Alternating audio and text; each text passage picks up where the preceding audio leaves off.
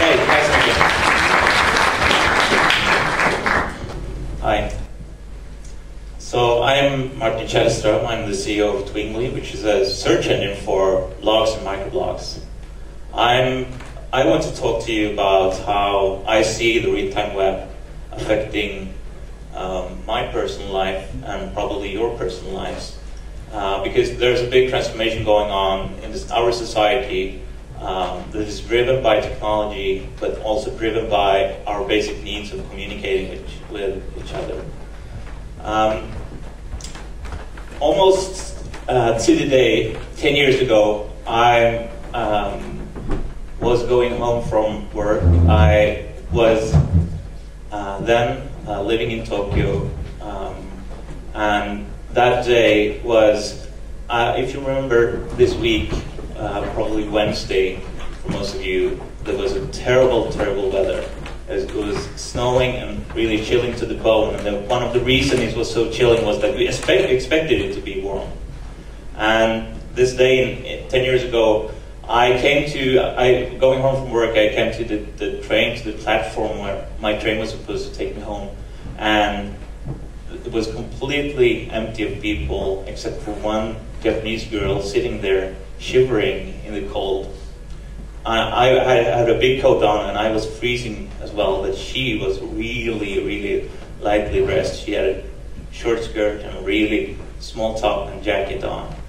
And the train was not coming for 5 minutes and 10 minutes, 15 minutes, and those 15 minutes were the longest minutes of my life, because I was caring so much about the girl that just was shaking, all blue. And when the train finally arrived and opened up and lit a light in the sort of Blade Runner-esque Tokyo that was chilling us that night, light and warmth streamed out of the train, and I was so happy for the Japanese girl that we could both get on it.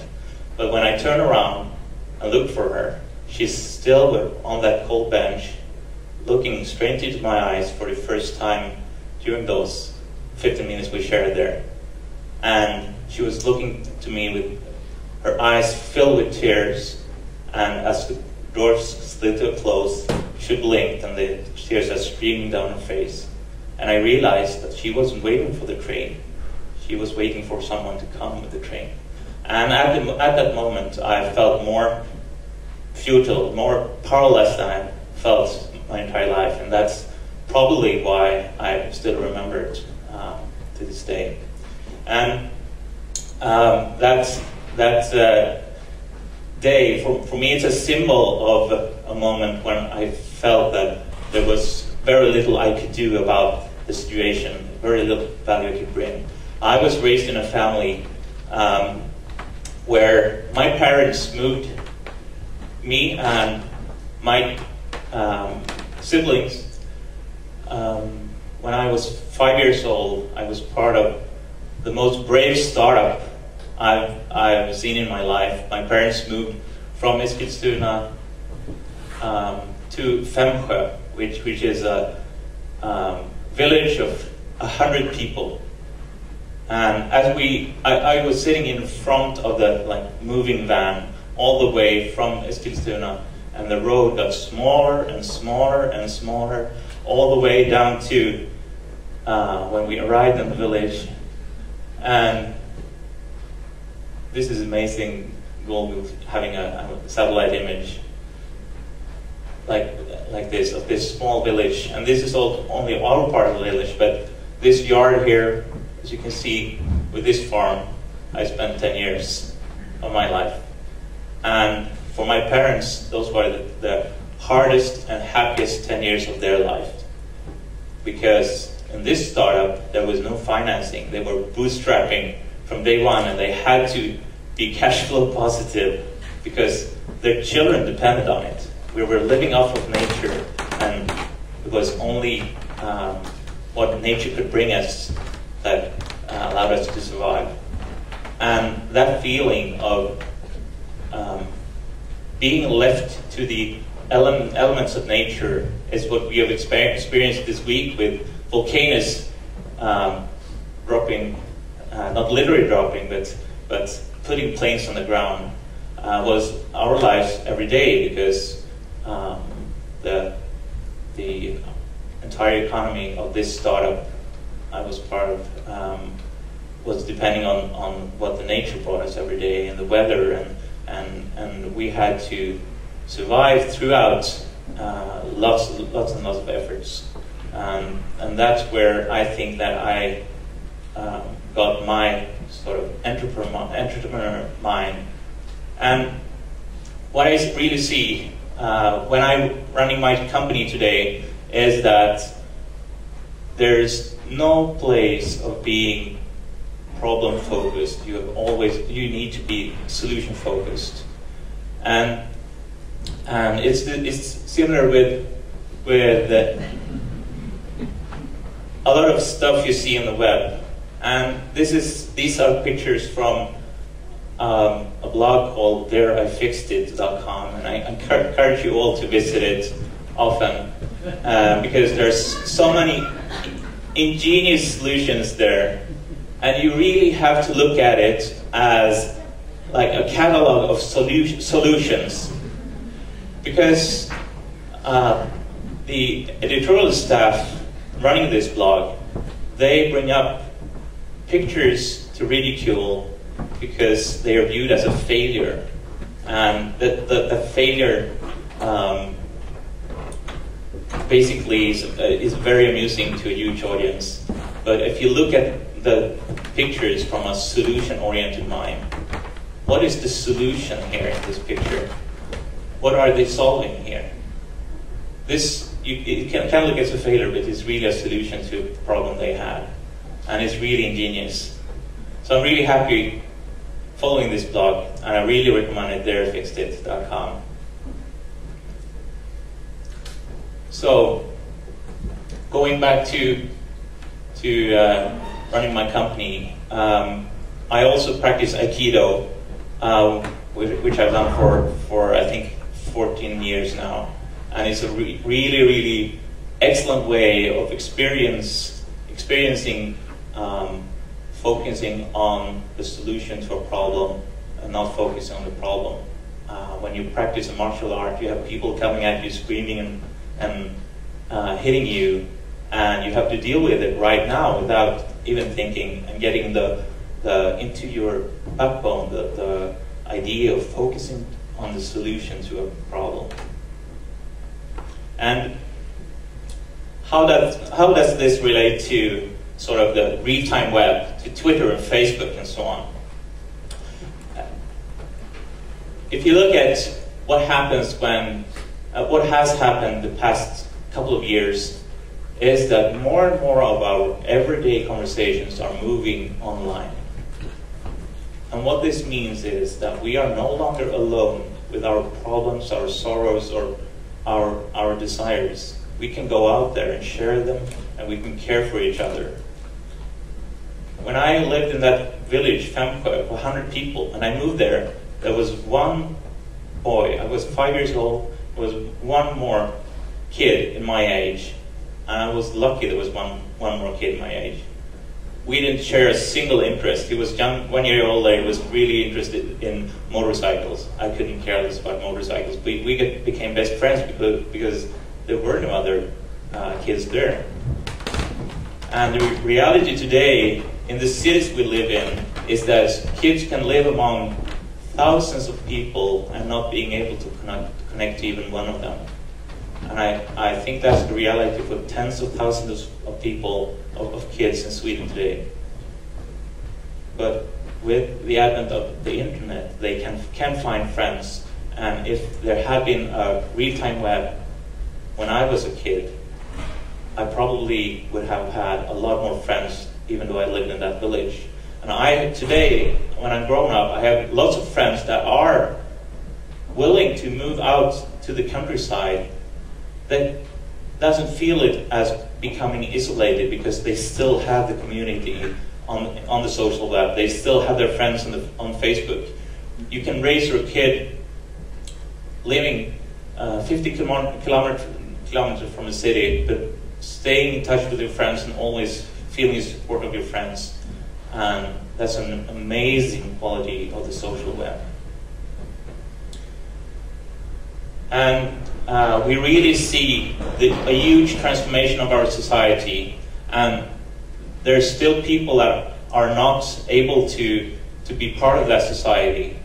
And if you look in Sweden, it's a very small part. My grandmother is really angry at TV4 for putting recipes on the web instead of text TV the past couple of years. And she really feels shut out of that part of society. But that the transformation that is happening is that it's connecting people much more than before, and that it brings more isolation to some people is a price that we have to pay, that the society has to pay to make this transformation happen. And we are, as an animal, people and the humans are living in flux. This is what happened during the final of the Olympic hockey games between Canada and US. Is the water consumption of the Canadian city of Edmonton. And you can see that there's a quite strong pattern of collective behavior going on here.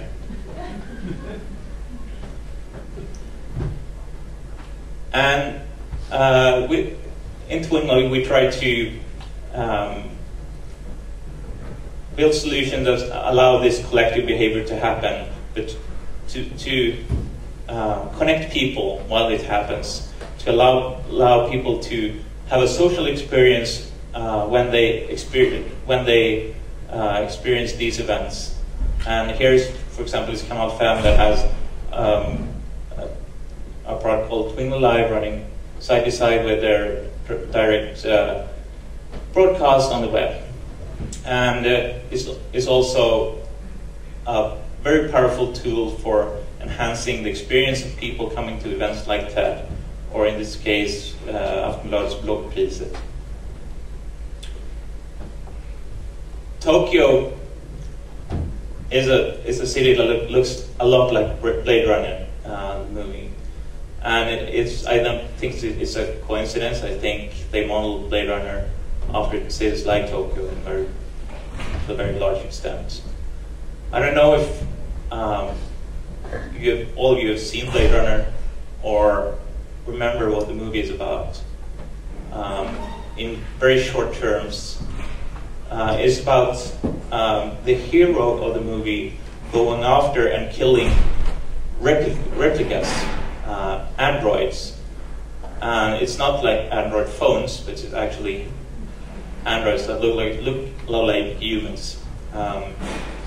And in the society, the movie depicts it's illegal to be a replica. But by the end of the movie, we find out that the replicas he is hunting actually is showing more human behavior that he is himself. And he kills the sort of female heroine android featuring in the movie.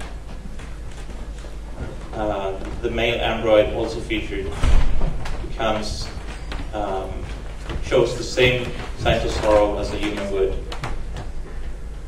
And in the end, when the android, his name is Roy, when he's dying as well, there's a very famous quote from the movie that basically says that the things that I've seen, you wouldn't believe. The things that I've experienced will now, when I die, they will vanish. And the thing happening with the real-time web is that we are recording every moment of our lives.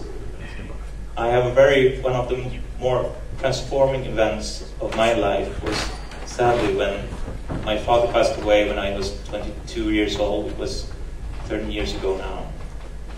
I went to visit him a couple of weeks just before he died, for a weekend. And I sort of envisioned, I know that he didn't have long life left. We were counting the weeks and days. I sort of envisioned that us spending a weekend together and him sort of transmitting the wisdom of his life onto me during that weekend. You can see the futility in that idea and the sort of naivety in that.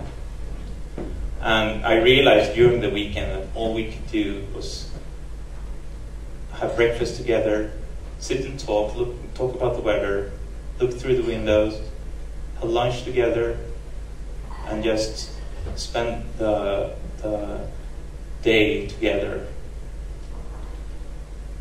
But when I went home with the bus that day, leaving him and realizing that quite possibly, and as a matter of fact, was the last time I saw him, I realized that he had succeeded to transmit the wisdom of his life to me, because I realized what matters are those everyday conversations that we have together. When we talk about the weather, when we share with each other what we do, that is the fabric of human society. That's what matters. It's not the big evolutionary step in science. It's not the technology that transforms society. It's humans communicating. And I really, really think that the transformation going on the web, connecting people more and more, making us more and more social, connected, and less isolated, is making us more and more human every day. Thank you very much.